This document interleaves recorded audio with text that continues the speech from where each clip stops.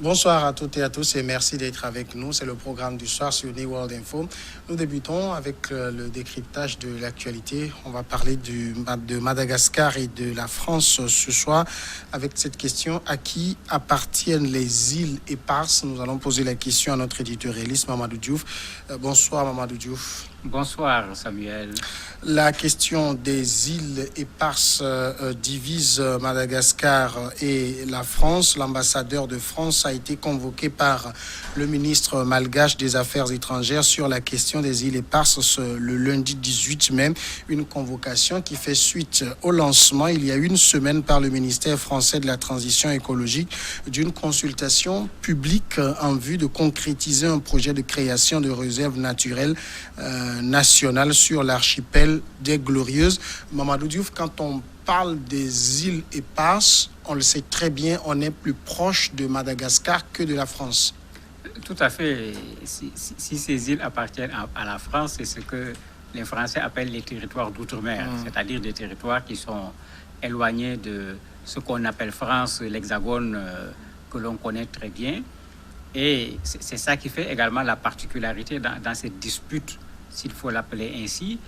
Et il ne faut pas oublier que ce n'est pas Madagascar seul même qui réclame les îles, bien que c'est Madagascar qu'on voit au devant de la réclamation. Il y a les Comores également qui ont réclamé ces îles. Il y a les îles Maurice qui ont également réclamé l'appartenance de ces îles-là. Mais aujourd'hui, sur le terrain, c'est Madagascar qu'on voit se battre pour que ces îles qui sont sous la tutelle de la France soient restituées à Madagascar. Alors, comment se fait-il que la France a pu établir sa tutelle sur ces îles? C'est toujours les vestiges de la colonisation. Puisque tout cet espace, quand on parle d'île Maurice, quand on parle de Comores, quand on parle de Madagascar, c'est bien sûr un espace qui avait été colonisé par la France. Mais une chose est claire, au moment des indépendances, Madagascar n'avait pas accepté qu'on ait donné l'indépendance en enlevant les îles éparses.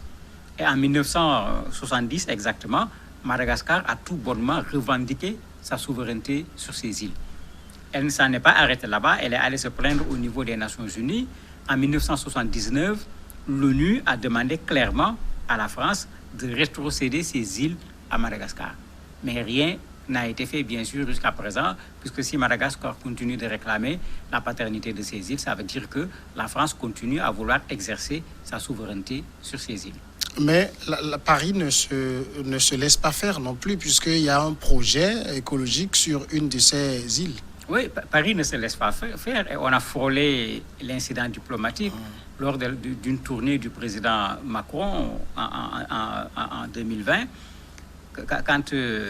en 2019 plutôt, en août, quand il est allé sur les îles, il a marqué le caractère extraordinaire. C'est pas pour rien qu'on parle de l'archipel des Glorieuses.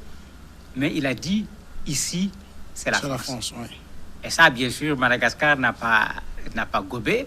Et le président malgache s'est mis en colère pour dire non, c'est de la provocation de la part de la France. D'autant que Madagascar avait fait des démarches auprès de la France. Il y avait une commission qui avait été mise en place, mixte France-Madagascar, pour discuter sur la question. Quand le président français vient là-bas dire ici, c'est la France, c'est un gros problème. Et d'ailleurs, la raison pour laquelle on a dû convoquer l'ambassadeur de France à Madagascar, c'est cela.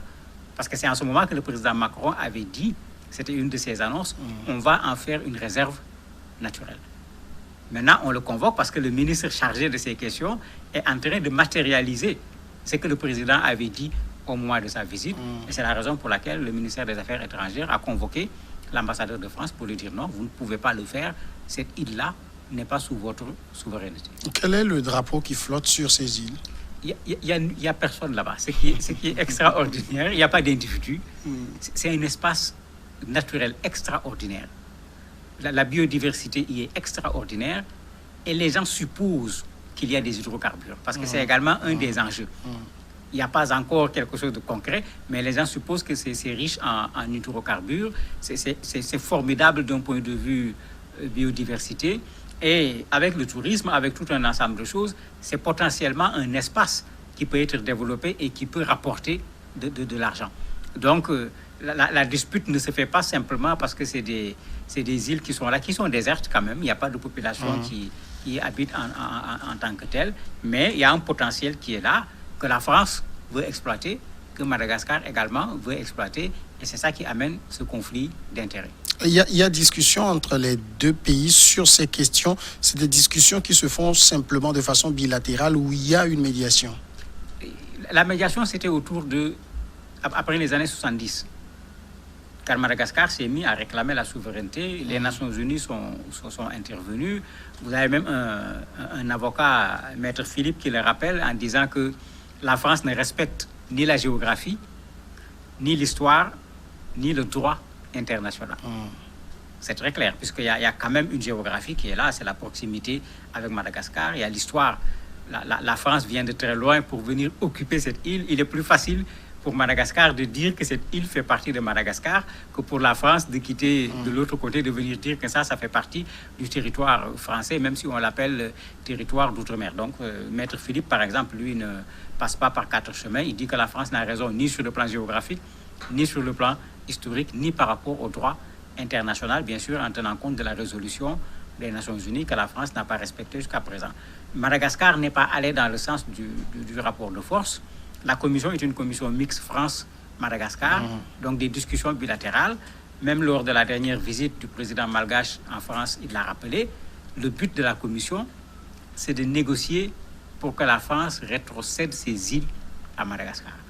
Il l'a rappelé devant les médias français, et c'est pourquoi Madagascar ne peut pas comprendre que la France fasse comme si de rien n'était, avec son ministre qui décide de transformer un espace en une réserve naturelle, alors que Madagascar considère que cet espace est un endroit qui fait partie de son territoire. Mais sur le plan diplomatique, est-ce que Madagascar a les armes pour combattre avec la France sur ce sujet?